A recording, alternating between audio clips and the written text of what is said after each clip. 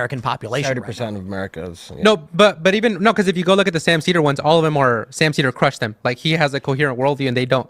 So if you look at these LGBTQ ones where they do have a chance to open their mouth and a few words utter out of their mouth, you get to see their true colors. You know, the thing about Sam is that he's got like a high school equivalent education, and I'm not saying that to drag him. At best. Again, I'll stress this to all his fans. I am not saying this to be like, oh yeah, well he's dumb. Tim Pool absolutely slams Sam Seder and other leftist pundits in this clip from Timcast IRL, and Tim Pool takes direct aim at Sam Seder, calling out his weak arguments and even suggesting that Sam might be, let's just say, less than sharp, and he doesn't stop there.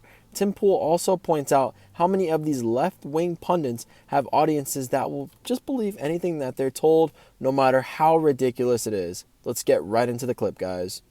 I'm saying when I tried debating him, it was like 7 years ago. This is like the famous moment where I mentioned that his view on universal health care was basically an argument between deontological moral ethics and utilitarianism. And he says, I don't know what that means. And I'm like, oh. At that point, I should have said, okay, Sam, read some philosophy books to better understand moral ethics and philosophy, and then maybe we can try and understand the world together. But I should probably just say, if you don't know what these things are, I don't know how we have a conversation. Instead, I made the mistake of trying to dumb it down so that someone of his limited knowledge, again, not meant to be an insult, I'm saying he literally didn't know what deontology is. If I try to dumb it down so he can comprehend that, he started mocking it and making jokes about it. It's like, okay, so he literally can't comprehend, nor can he hold a serious conversation. And then I think you had the famous moment you asked him about consequentialism. Yeah, utilitarianism. Because what I established at the beginning was like, well, you gotta hear, when you hear this guy's show, all he does is just talk a bunch of smack. And he says Trump is evil, conservatives are evil, religion is evil. But I asked him on what basis? Is it a preference? He said, yes, it's a preference. He even admitted on his show after, it's all a preference. So if it's all a preference, if we take trans rights away, women's rights away, you have no problem with that. So anything he said after that was a self-contradiction. It was a self-refutation. So if you say it's all a preference and then you put into the purview of morality, that's a self-refutation.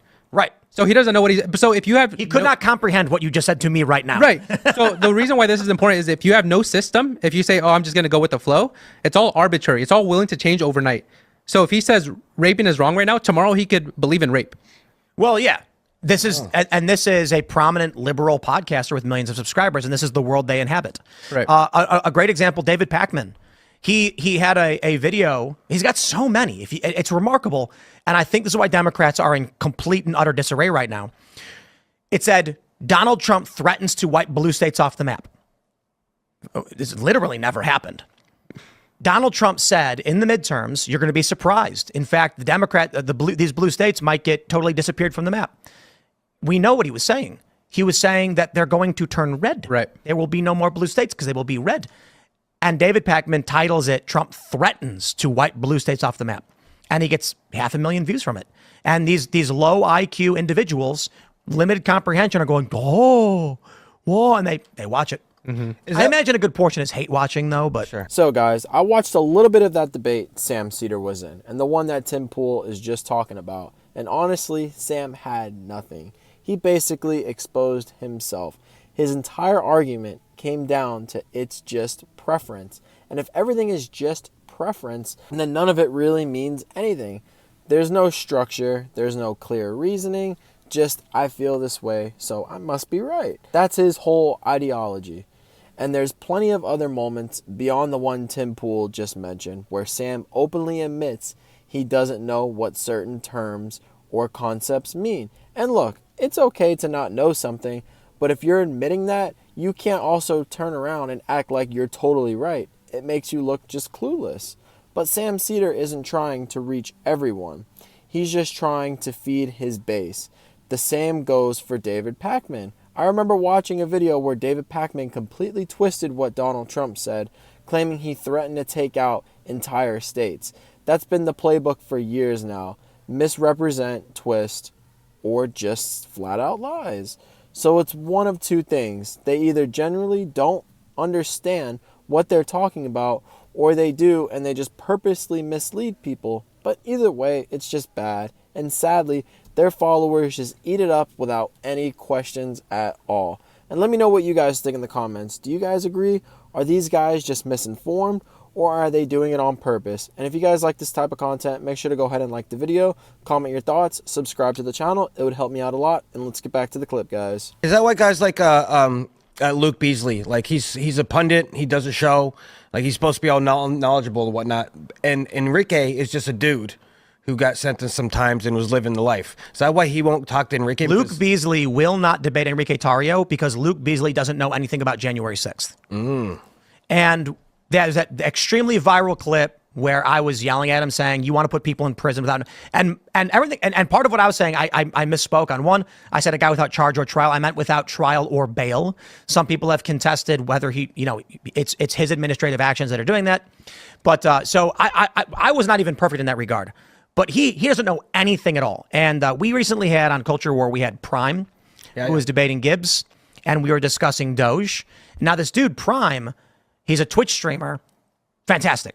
Liberal guy. We argued. I thought he was wrong. He pushed back. He argued why he thought he was right. And I said, okay, so now we're arguing about our interpretations of the Constitution. And this is an actual legal debate that neither of us are qualified to actually answer.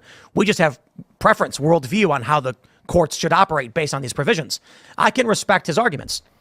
With all due respect to Luke Beasley, he would say things like, they should go to jail. And I'd go, why? And he goes, I don't know. You tell me. I'd be like, what? And he squint his eyes then. And yeah. He always squinted his eyes. And then whenever I cited examples of things to prove a point, he would say, stop giving me anecdotes. And it's like, I am literally citing instances in which a thing occurred. So all he really had was the talking points. The rhetoric. But that's it. Yeah.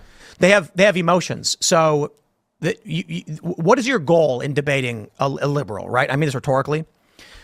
Are you trying to convince them? Are you trying to convince people who are watching? Okay. If you're trying to convince people who are smart, very little need be done. Do your best. Do a show like this. Smart people will say, sure. I respect that you're treating me with intelligence.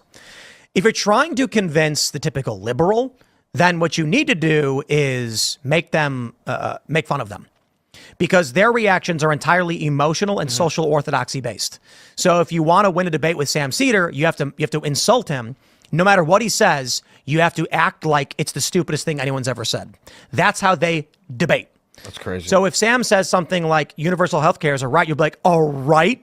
Dude, you don't even know what rights are, dude. Oh, I can't believe you should be so stupid. Do you have any idea how stupid you look? And then what's going to happen is all the clips are going to go around and they're going to be like, oh, that was so dumb. I can't. But you make them look dumb and trigger their emotions. People on the right are going to be like, whatever. But that's the game. Yeah, guys, I think Tim Pool makes a great point about Sam Seder and other left-wing pundits. They really do have a low bar for what counts as a win in a debate. And it's not about who has stronger arguments or deeper ideas. It's all about those cheap, gotcha moments. Their version of a win is calling someone a transphobe or a racist and thinking that just ends the conversation. They react emotionally, but they're not thinking about the actual consequences of the policies or ideas being discussed. They just focus on the labels. And over the years, it's became clear people who used to be on the left, like Joe Rogan, for example, have moved more towards the center because the left has just gone so far extreme. And the real conversation and honest debate just doesn't happen on that side anymore.